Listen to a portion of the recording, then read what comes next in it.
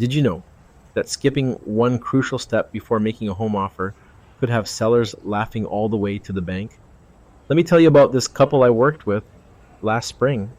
They fell in love with a Vancouver condo, wrote a heartfelt letter to the seller, even included a photo of their golden retriever, but forgot to get pre approved. The seller went with a lower offer because those buyers had their financing locked down.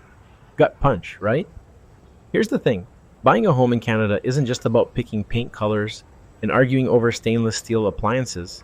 It's a chess game. First move: mortgage pre approval. Think of it like your financial handshake. It tells sellers, hey, I'm serious, and my bank agrees. Without it, you're basically window shopping with a fake credit card. Now, let's talk offers. There are two types here: firm and conditional. Firms like proposing marriage on the first date. No backing out, no let's see if your parents like me. Risky, but hot in a seller's market. Conditional, that's your safety net. I'll buy this place if the inspection doesn't reveal a basement full of raccoons, and my bank finally returns my calls. Always.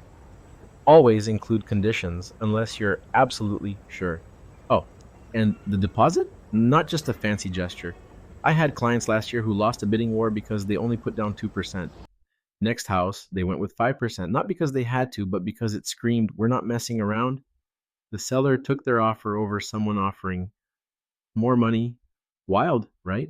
But here's where folks get tripped up: negotiations. You're not haggling for a rug at a flea market, it's a tango. Maybe you flex the closing date because the seller's kid is graduating, or you sweeten the deal by keeping their ugly chandelier.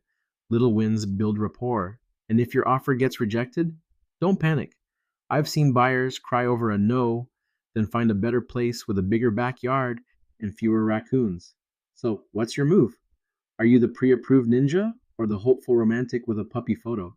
If you want to read more about this topic, see the link in the description. Like and subscribe, or I might have to start selling timeshares in the Yukon.